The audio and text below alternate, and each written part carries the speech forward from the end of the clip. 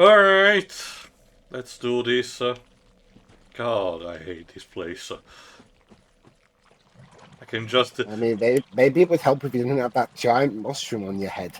It's a hat. Yeah, it was a deliberate request, Dweebs. It's a mushroom. It looks like a mushroom. If you, just like in the first game, if you feel it, if you actually listen properly, you can hear it in the distance, the bellowing screams of Shrek asking what are you doing in his swamp. Well, in this universe, Shrek would be dead, so... Oh no, I'm pretty sure it will be a super boss, like optional but super tough. That's his Wow, stat. what That will kill you first? His attacks or his puns? God, I can only imagine. Alright, much like showcased at the end of the previous part, our objective is to find the remaining, in this case, two... Oh, hello there, Dark Wraith. The remaining two, not bonfires, but, fire towers, just so we can, there you go. Oh, fuck.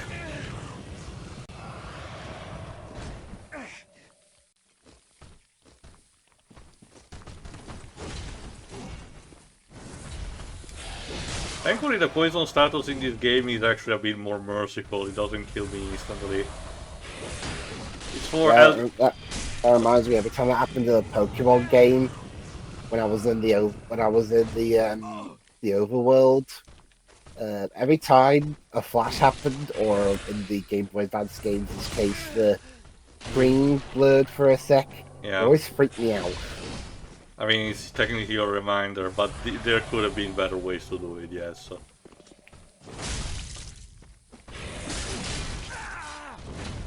I mean, I'm struggling to think of a way that isn't annoying, though, to be fair. So. Well, not necessarily flashing, but makes the reminder like a green color, to represent poison, or purple, considering, it is a bit the... You could see a bit of your Pokemon's poison health bar on the screen, and it goes down. You have to go in the menu. Like a 5 minute. Well, you will have to go in the menu for that, so I don't know. There we go. Forgot about this Dark Wraith. Get a pale tongue and a cracked red eye orb. Alright, let's see, where are we? Yes, again, we need to find the two towers remaining, because they were free and we already extinguished one. And snuff out the candles in there. With that, the door to the boss is open. Compared to the Cathedral that we just been in the previous parts, this is a much more straightforward dungeon. 2 towers. Well, don't worry. I'm sure Legolas will surfboard down and save the day. I probably shouldn't have done it at the end of the previous part just to avoid this joke. Let's see. Rotten pine raising? No, I don't need it.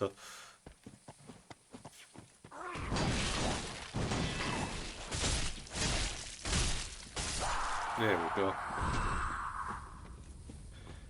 So it seems my Uchigatame is doing just fine against these gold, like satire-like enemies, but not so much on the Dark Wraith. It's not very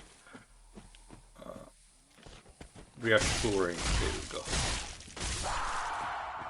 Yeah, this is the tower that I already extinguished, so let's move onto better pastures. Or as much as you can with this climate. Oh, fuck.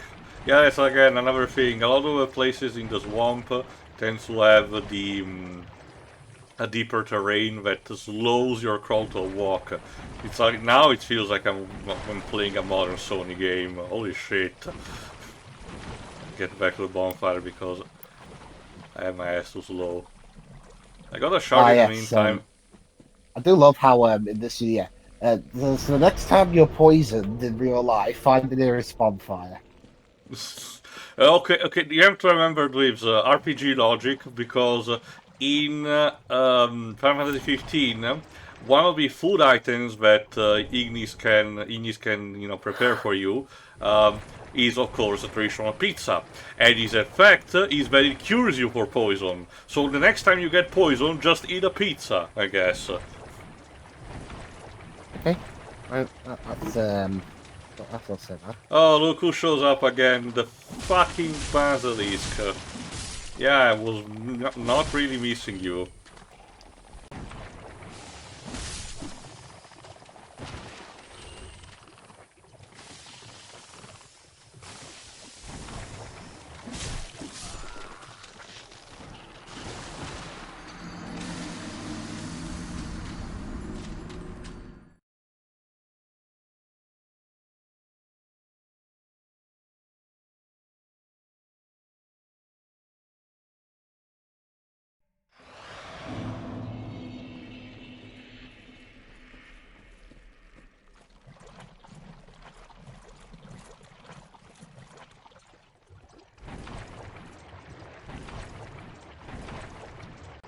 Uh, oh god, yeah, that's another problem with this. Because of the layout, oh my god, not him too. Because of the layout, I find it's potentially a bit, you know, hard to find the way back to certain places, and the enemy place in certain doesn't have. But good news, here's our second tower, so it's enough of that out.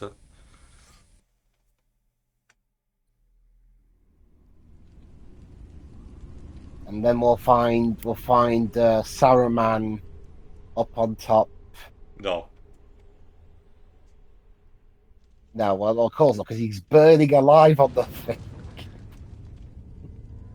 because these are signaling towers, you know. Not necessarily lighthouses, but something similar to that. There is, however, another place that I want to find here while we're at it, but I'll need to find a particular ladder or step ladder, depending on your point of view.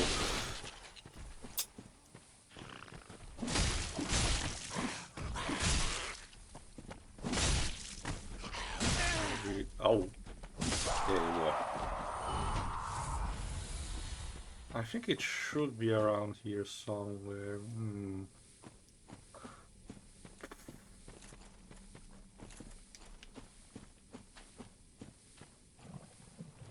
Oh my god, move!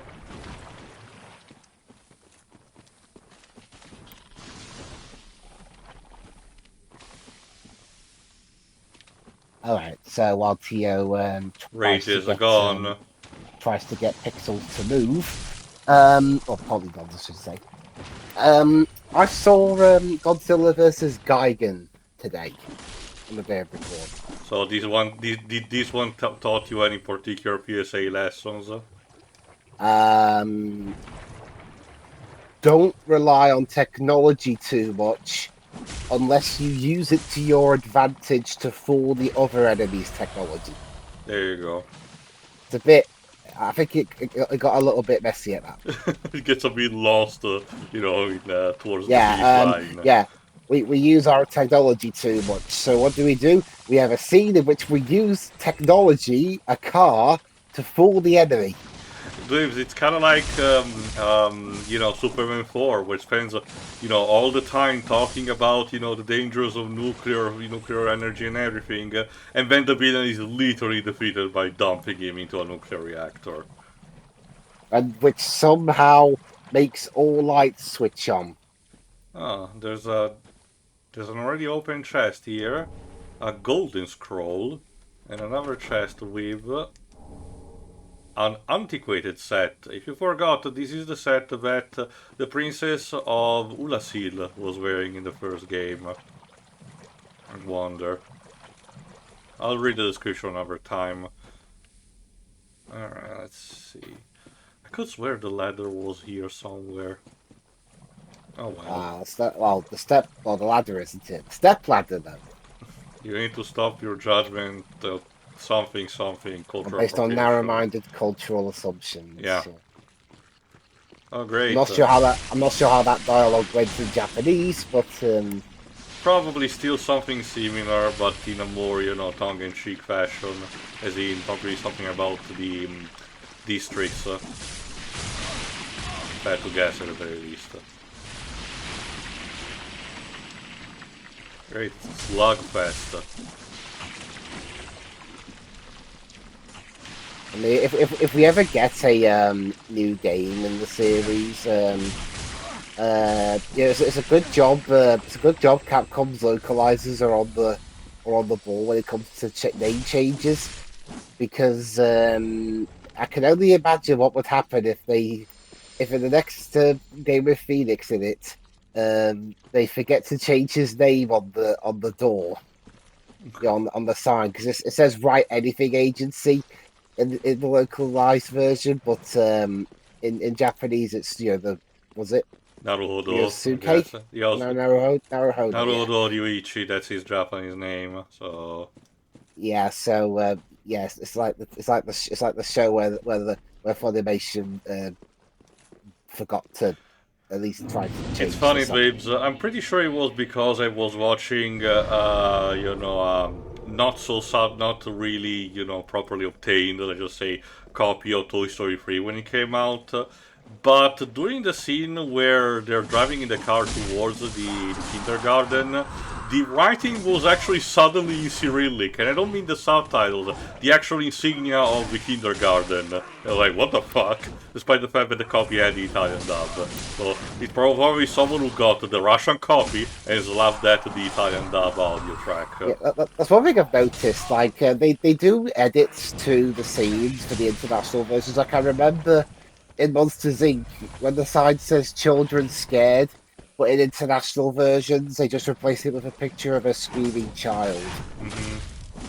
There's I mean, I also guess the same because of having to change the text. There's also, of course, the list that Steve holds in his hands in Captain America: The Winter Soldier, which is very stupid if I had to ask in that case, because again, the message is that you need to catch up with what the world has to offer. Okay, but he's still relatively American, so he should still be relatively focused onto American culture in some degree.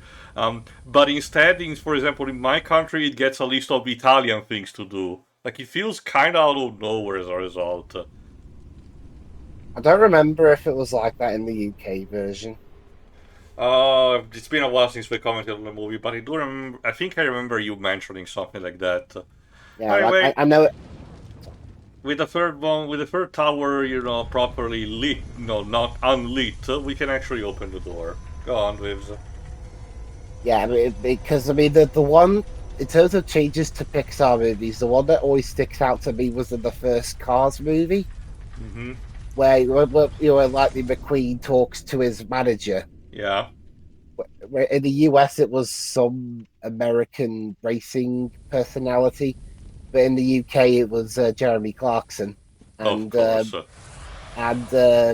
call me crazy, but I think Clarkson was actually better in in that role than the American guy, Seems to be a recurring kind of which thing. is Sorry, go on. which is interesting because Lasseter also directed Clarkson doing that bit as well as the American one. It seems to be a recurring kind of thing because I distinctly remember you and Jova getting into arguments on both Gex and Ape Escape for the same kind of things. Of which, Yeah, Dub was better. well, I mean, in the case of the second game, the first one on the PS1, it's supposed to be a Bond pastiche. So him actually having a sort of similarity to a classic British spy in the UK version of Gex 2 was more fitting than generic American comedian. Which talks very loudly. Well, I don't know if she always ever listened to that, but what do you have you? I haven't. No, all Specifically, right. That's one thing I'm hoping in that upcoming Gex you compilation. can select the choose track. we can choose different tracks, whether it's US English, UK English. I don't know if there are any other. I It's think it was dubbed in Multify, but I can't remember specifically what they did there. I can imagine what tail time would be like in Italian. Uh, I'm pretty confident it is it can be easily translated, so I'm not too worried on that front. It's just a matter of seeing what they did. I don't think it got a. Actually, I think the first PS1 game got a Japanese release, but the second game. I know that. PS1 Yeah, game didn't. Gex is one of those 3D mascots. Sorry, not 3D because the first game was more 2D, but mascots of that era in general, who did resonated a bit in Japan. Not that much, but it wasn't even, passed by and completely forgotten like Spyro, for example. Yeah, well, I mean, it certainly didn't really have the staying power of, say, Crash. Hmm. Because Crash caught on pretty well in Japan, even with those weird bug-eyed Changes. colours. Yeah. Okay, definitely a dead end. I swear I remember the ladder slash step ladder being relatively easy to find. There you go, spotted it. Finally. I'm gonna take a look on what's up there and then beeline straight to the boss. Since we're a bit I more take it. time. I've never asked before, but I take it to on the subject of dubs. I don't think this game got an Italian. No.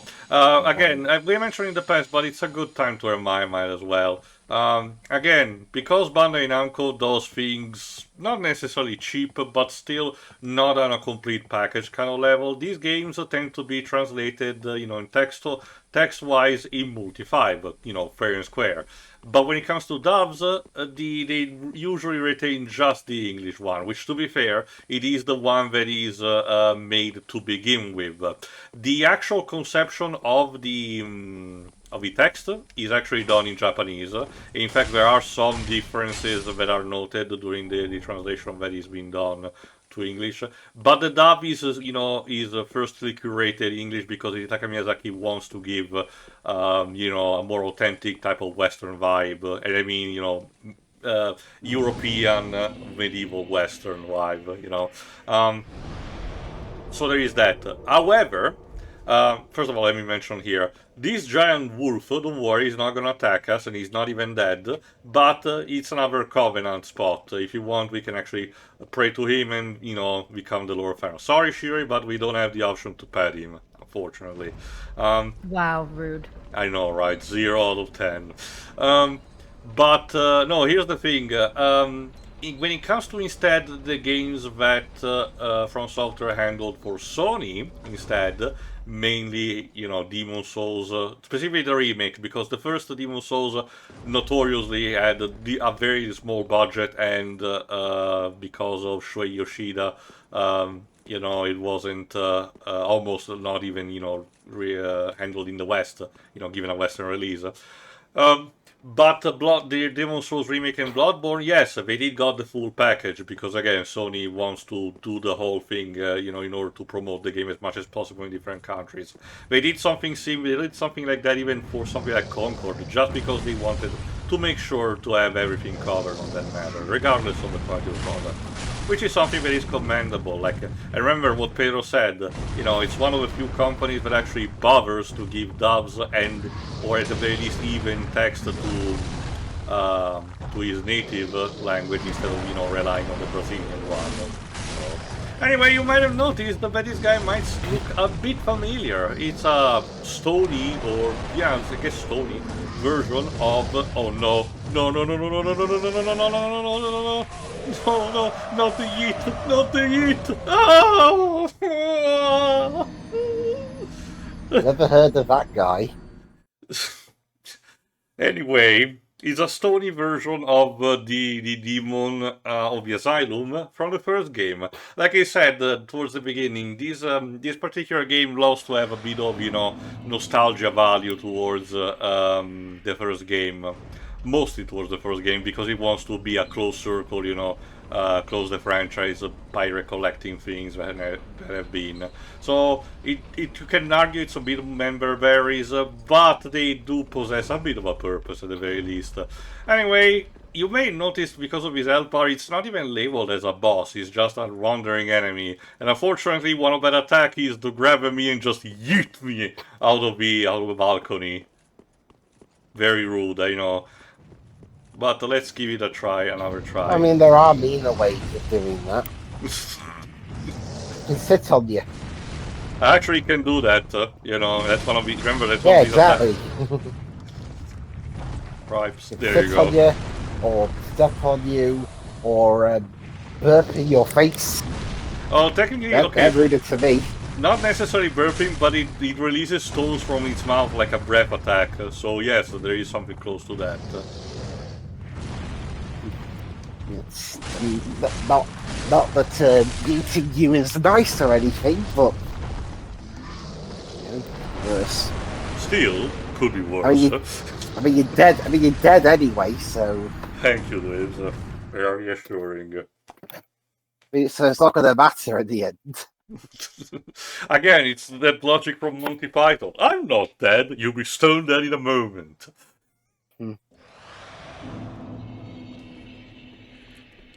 Alright, it is doable. I just need to circle strafe a bit more.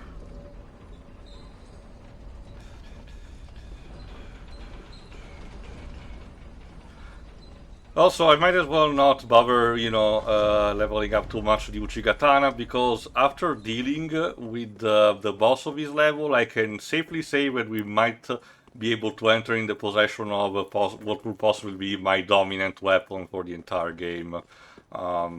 But we will need to do a couple of extra steps, obviously, in the next couple of parts, assuming we manage to beat the boss in a decent fashion.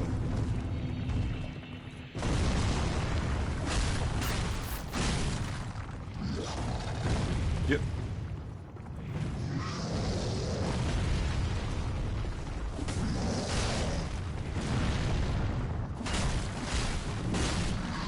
I don't think I can proc bleed to this guy, alas. Ow.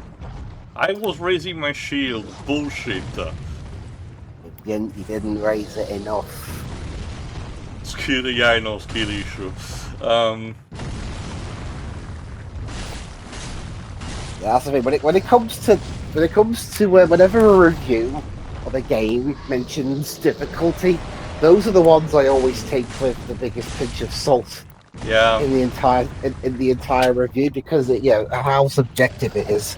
And something that could be piss easy for somebody is actually really hard for somebody else, and vice versa. Not just that, depending on the type of review journalist, I mean official ones, not necessarily just influencers, but proper journalist level reviews. It can also potentially affect the quality of the sales because of that. I'm curious, Shira, you might have at least heard, I don't think you played it because they're not particularly super friendly, but have you at least heard of the Pathologic games? No. Oh, interesting. They're Eastern European made, if I remember correctly. There you go. And they basically are about a community in a village that is ravaged by a particular plague. They're not particularly conventionally well told, not in a sense that they are badly written, but they have a particular aesthetic to their type of narrative. It's a bit bizarre, but it has a kind of charm to it as a result. However, because they require you to they have some level of survival mechanic and they require you to pay attention to your meters. Particularly the second game was a bit lambasted by gaming journalists, and they eventually added different difficulty sliders in the in a later patch, but still basically labeled what they did recommended to play the game as for an optimal experience. But that was kind of not necessarily a problem for sales.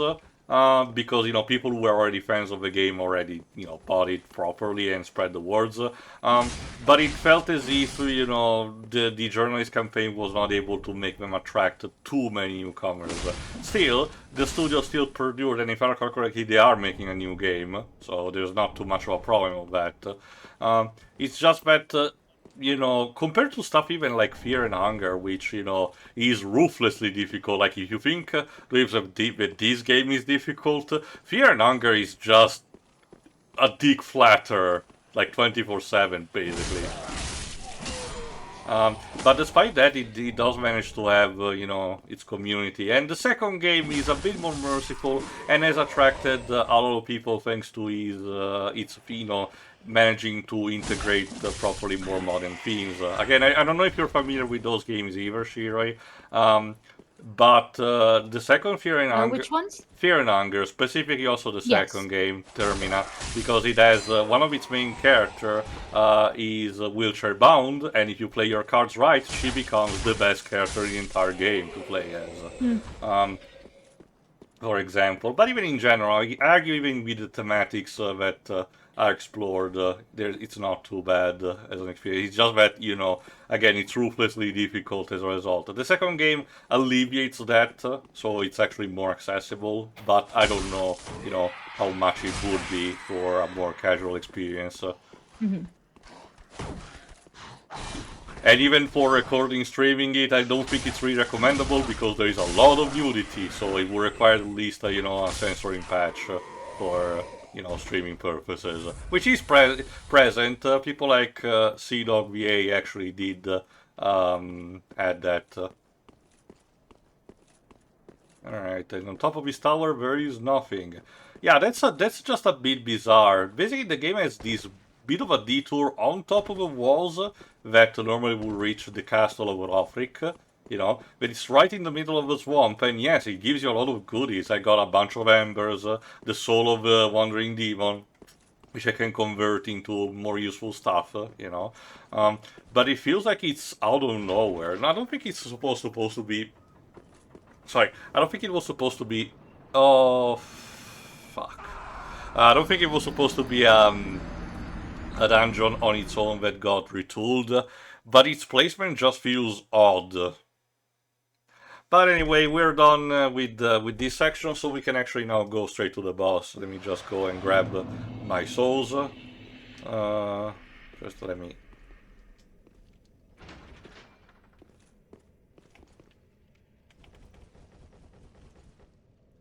Come on, I don't have all day.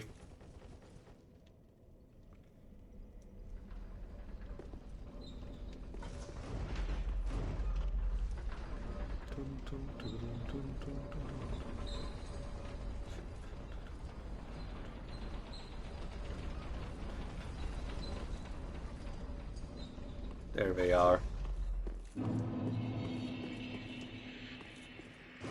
Yeah, they're not even that much considering everything, so it's not even worth it to go spend there at the Farror Shrine. So yeah, let's just go to the boss.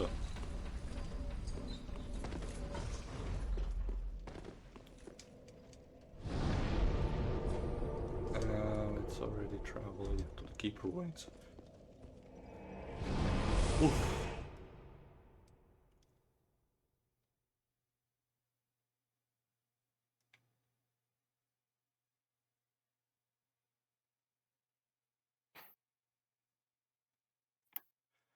Remind me, Dweebs, in the meantime, how many more Godzilla movies from your package you have to see, just to know? Well, since I've done Godzilla versus Gigan, let's have a check. I remember that you told me that the Megalon movie is the last one from that particular package. Yeah, so I've got 3 films left: Megalon, Mechagodzilla. Sorry, yeah. Megalon, Mechagodzilla, and Terror of Mechagodzilla. Yeah. Again, as soon as they introduced Mechagodzilla waves, the franchise basically started relying on it a lot. Imagine if Metal Sonic became as popular as Shadow the Hedgehog during his introduction, in Sonic CD. That's the kind of magnitude that we have. And then after that, there's Return of Godzilla, thanks to Amazon. But that's it. There's no more Japanese movies that I can legally access up until Shin Godzilla. Again, kind of a shame, especially considering the 70th anniversary. Oh my god! Oh my god! Aggressive. I wasted an ember for this.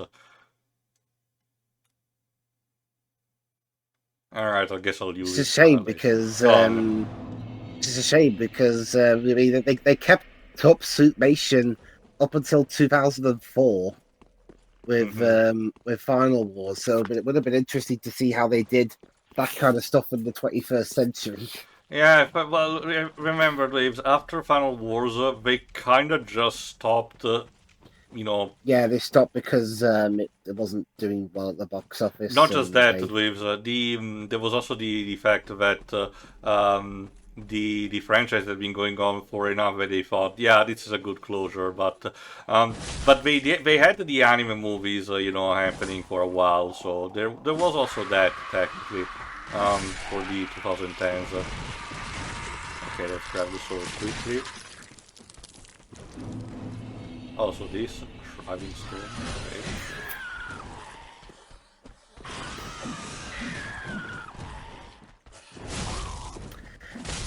Well, in terms of us There you go. commentating on them, I can't wait for us to delve into the differences between both versions of King Kong versus Godzilla.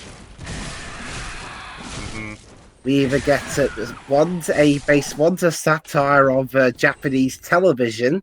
The The other other is maps, the other is map pointing the movie, the best Google Maps adaptation.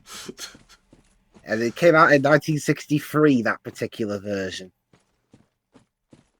Forgot to live this Vera Godzilla movie that came out in 1969. All Monsters Attack. That's not very nice. Well, it did happen.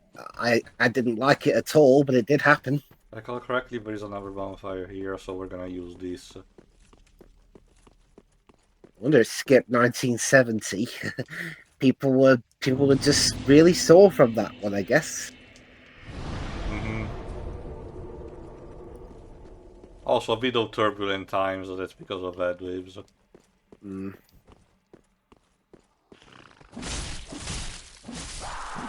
Go. No, we're not jumping here. I'll do it off screen since it's just to get more goodies. If I recall correctly, this unlocks another shortcut, but let me just double check quickly. Oh yeah, that's another. Yeah, I'm gonna do this also off screen. We're not wasting time on the lizard.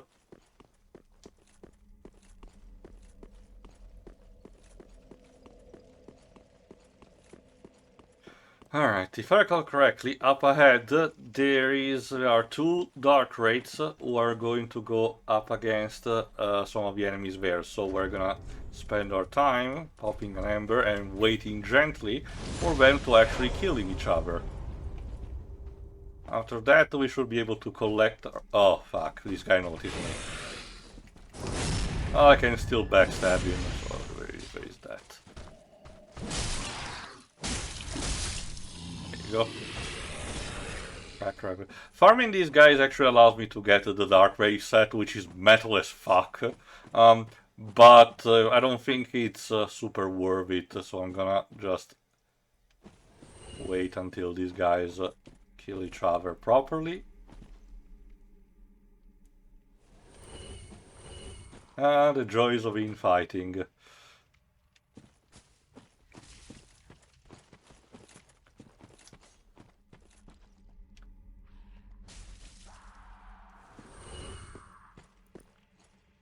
There you go, and now I can collect.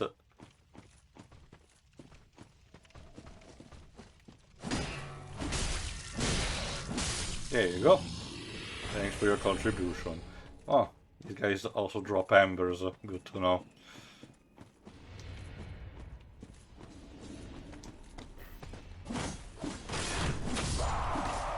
Well, let's see what we have here. Black bug pellet.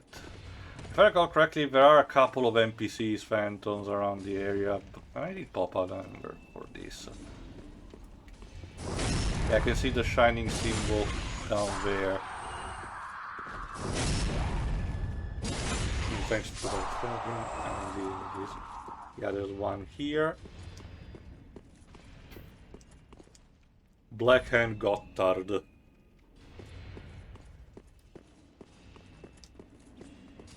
Ah, I could swear there was another one, but whatever, we're gonna deal with what we have. Alright, come on here. This dashing guy that looks a bit like the Count of Monte Cristo, and I get the by my sword gesture. Fun fact, Waves, recently I showcased to Dej V for Vendetta. Oh, what He did they get enjoyed it. That's nice. Although, there is something I'm gonna mention, but as the fight goes on, because we're about to get a cutscene here. Because this is the resting place of the Legion of Farror. We have found our first Lord of Cinder. But as you can imagine, these guys are not, in general, these guys don't seem to be very willing to go back to cooperate and go back to their thrones willingly. So we're gonna have to do it a bit the rough way. Although I like the attire, it's cool as shit.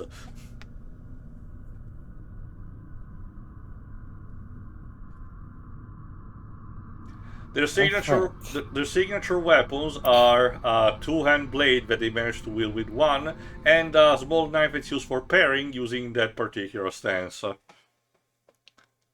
The gimmick of this fight is that, you will be constantly bombarded by the Legion of Farror, but it will also potentially have infighting because, as shown in the cutscene, the Legion of Farror is stuck into a perpetual doom of, hitting each other constantly.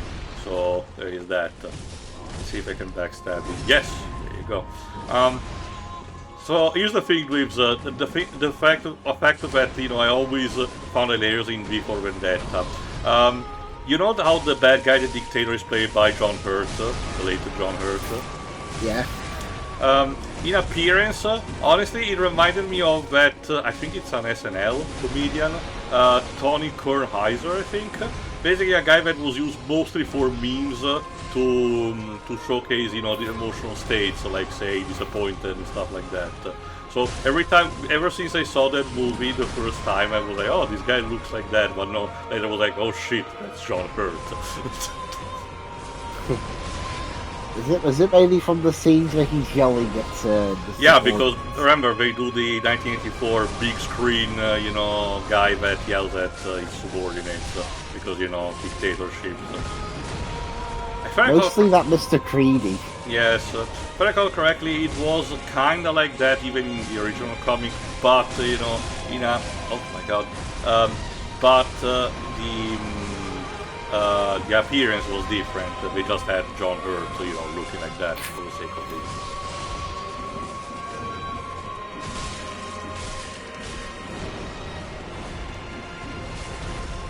Also, the music theme for this fight is actually amazing. Fuck! No!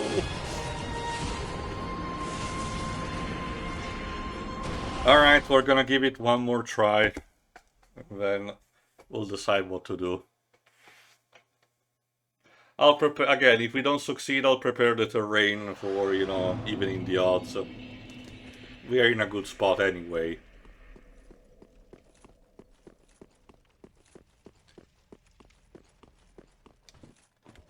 Also, fun fact about V for Vendetta Dweebs, the character of Valerie, if you remember, the woman who was kidnapped and tortured, and Natalie Portman's character read about her bio, while she's held captive.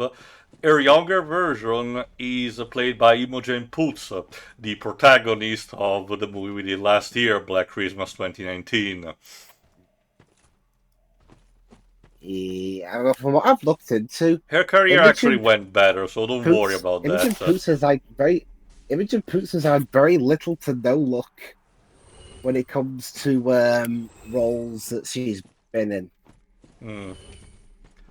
She was like a lot of her films were apparently really bad. Like there was this one that she was in called A Long Way Down, which tried to make a black comedy that involves suicide.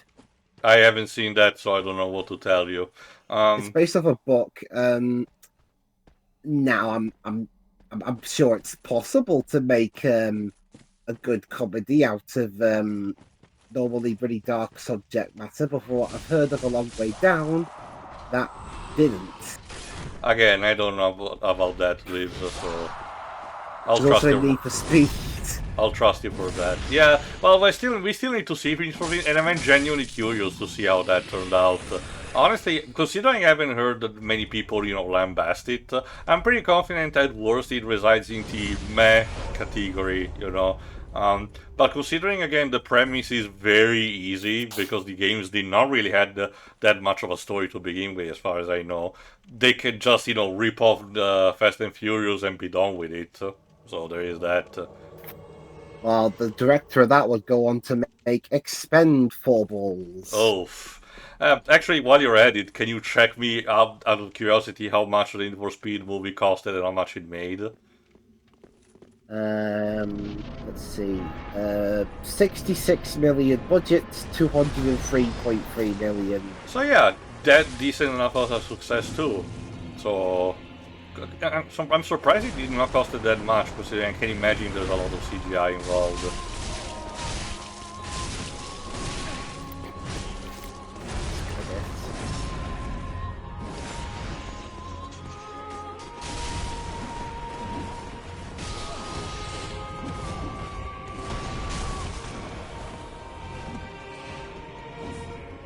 Sots.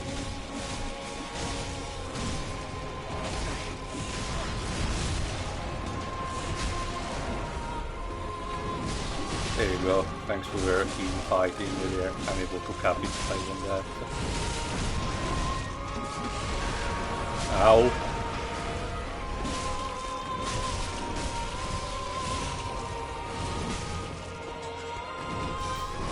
There you go. And we should be done, theoretically. But the Lords of Cinder tend to have a gimmick, let's just say that, compared to other bosses. Because they are people or beings who have linked the fire in the past, they are not tainted, but they still carry the same kind of ashes that we, the protagonist, have. So, in this particular case, the one representative of the Legion of Farror absorbs all the ember that the other guys had, and we get phase 2. God, it managed to make it even more cool.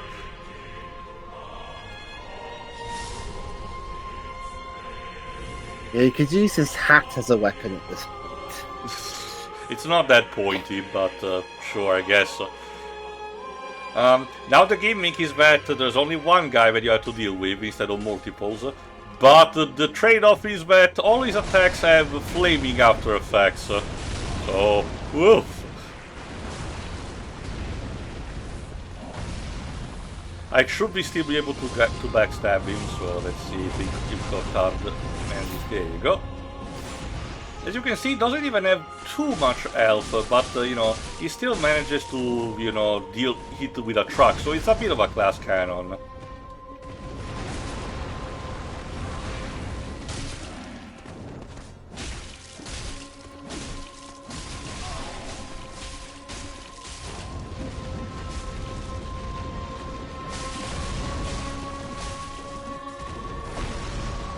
Oof.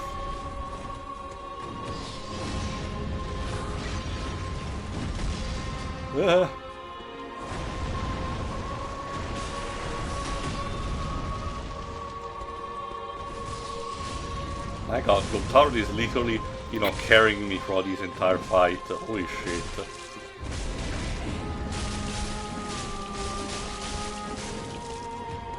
Come on. No, no, no, no, no, no, no, no.